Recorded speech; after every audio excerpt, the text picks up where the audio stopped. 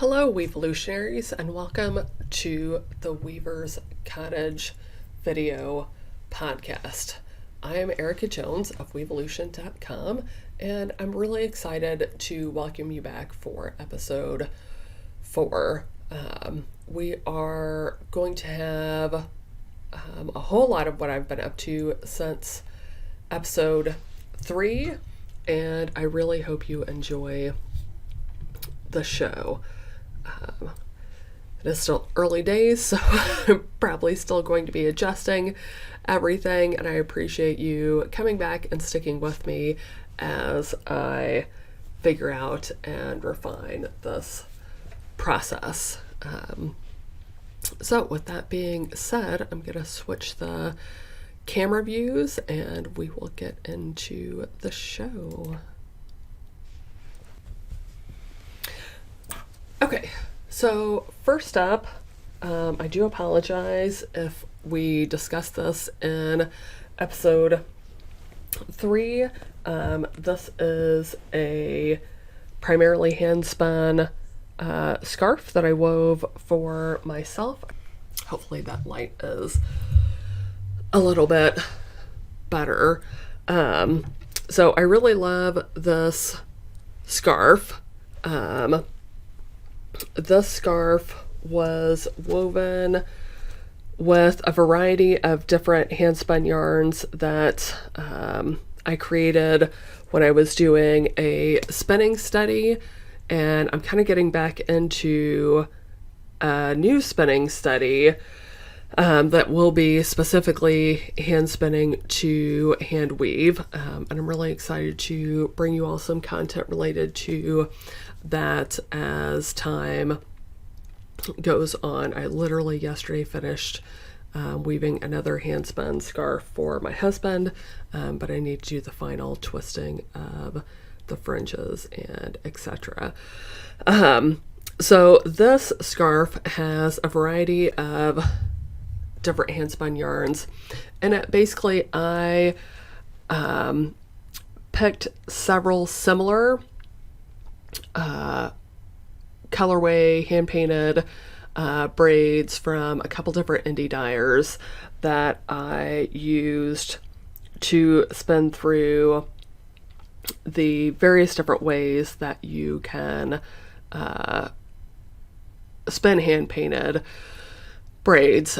So trying to match them up, not trying to match them up, splitting the braid in half and flipping one half, plying with different colorways, like plying different colorways together, combo drafting, kind of somewhat carding different colorways together. And what you have here is each stripe is a different, each stripe in the warp is a different study in the a different part of the study.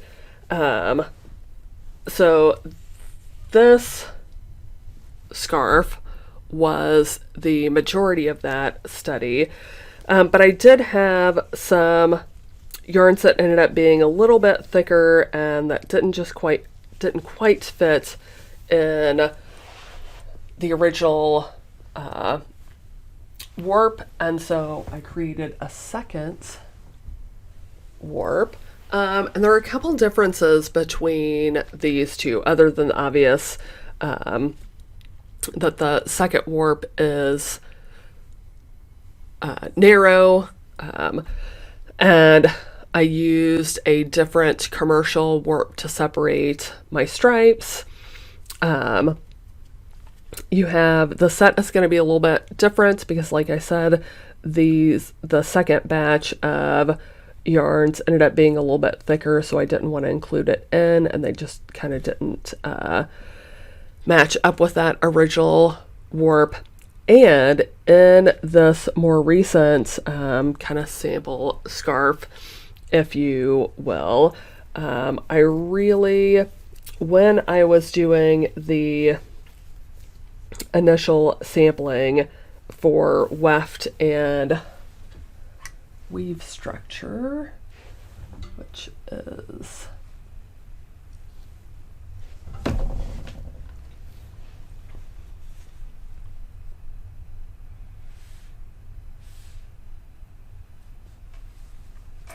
I sampled with plain weave in the beginning, as I did with this warp, but I really didn't feel like plain weave was putting the emphasis on my hand spun yarns that I wanted. And I was doing my sampling on, I think I was actually on a woolen spinning live stream, just like listening. And as Rachel was talking about doing some spinning sampling, and whatever she said reminded me that I am not tied to plain weave. I spent a number of years studying a lot of different weaving structures, and so I have a lot of structures at my disposal, one of them being 3-1 twill, which gives you a quite warp dominant face and a very weft dominant face. So I reminded myself that other than using a quite close set, I could just alter the weave structure to really make the structure itself warp dominant, and I'm really pleased with the results. As I said, this is quite narrow, so I haven't completely decided how I'm going to do the final finishing with the scarf. I am thinking about, obviously, as you can see, one aspect of having an unbalanced set of faces, this being the warp dominant face and this being the weft dominant face, is that the 3-1 side will roll in. I haven't actually pressed this yet. I want to play around with pressing it, but I think I may try and use that to my advantage and twist the cloth itself and sew it together to kind of make an infinity scarf that kind of has that that undulation in it and that twist in it, to really kind of maximize and make that a feature rather than a flaw. So that's one thing that came off my loom recently, kind of somewhat a polar opposite. That white is probably really gonna blow out the camera. Hopefully you can see that. I don't think we actually need that second light on this one because the fabric itself is bright enough. Hopefully you can see that. Okay.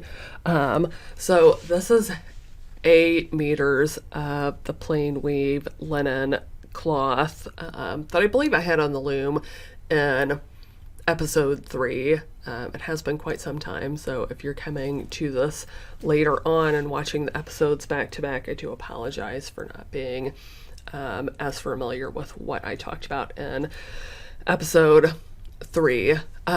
So this is the plainest of warps, but I'm super excited about this warp. It's a narrow plain weave, all white, 100% linen band, which is, so this is going to be the hem finishing on the hand-woven Persian robe that I'm making for one of my medieval reenactment costumes. I'm really excited about that. I got to wear it once before COVID and lockdown, which is okay because it wasn't, the hems weren't completely finished. I hadn't quite decided what I wanted to do. The wool is fulled enough that the hems look fine as is and cut, and they're not fraying or anything, but obviously I don't want to leave it like that forever. I found a reference for a Persian riding coat in the Met Museum that states that the hems were reinforced with plain linen bands, and so I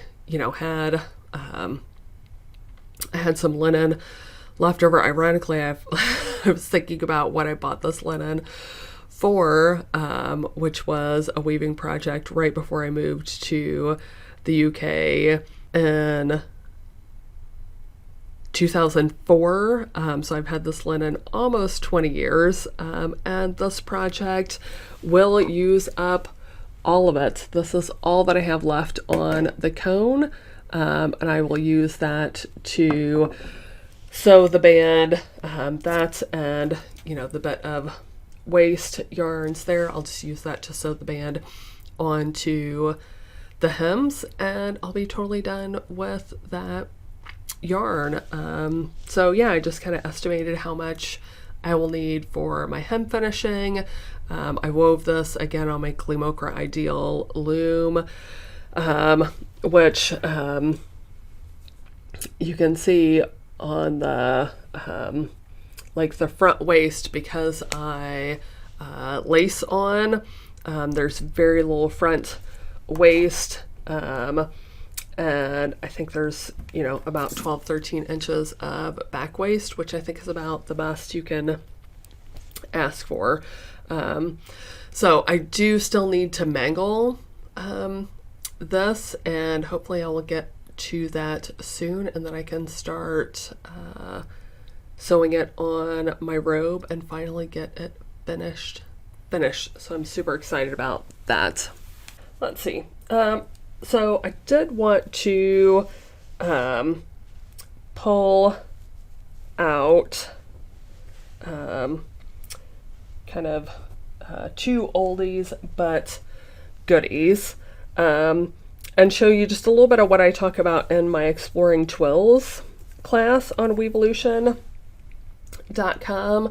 I loved recording that class. I loved weaving for that class. That class contains kind of all the best of my really accessible weaving knowledge. It is just super, super fun. So the gist of that class is how you can do exactly this. So I have two quite different scarves that are woven on exactly the same warp, and literally the only thing I did differently was vary the weft and the pickup. You can see this one is my husband's. You can see he really loves it, because I can't quite get it to lay flat anymore, because he just wears it so much, and it yeah, let me see if I can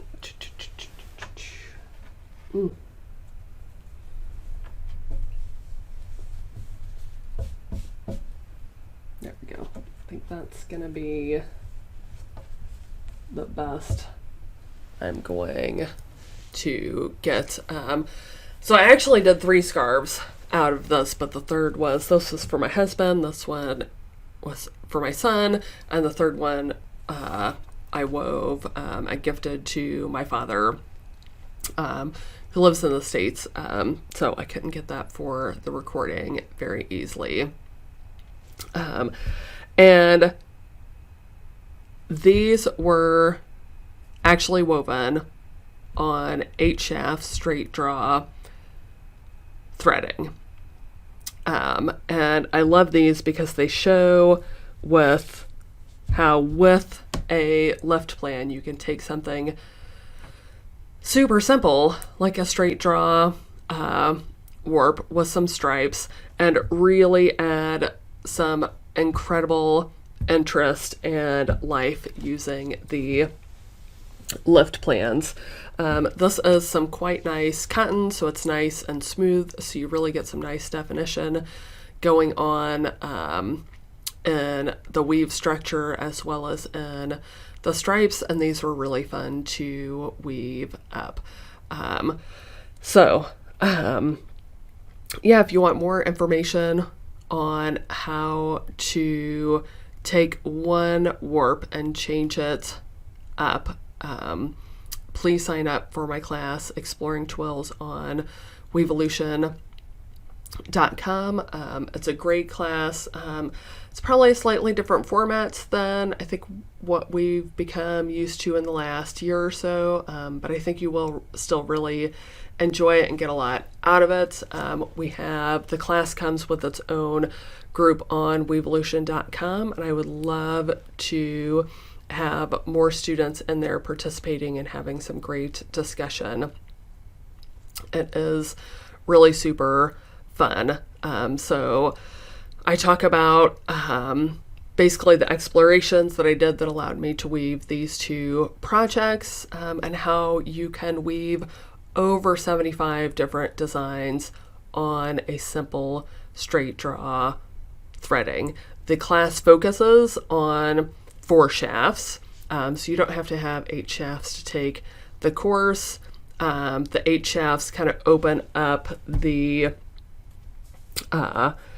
points that you get here just through the lift plans, but of course you can take that same exploration with your lifts and apply it to all the different 4 shaft or 8 shaft twill threadings, and you could literally explore, I think, for your entire weaving lifetime, those possibilities and get so much joy and pleasure and exploration out of that. So unfortunately, I'm having slight technical difficulties, so I'm going to cut this off here. Depending on how things go, I may come back and record a little bit more of the episode.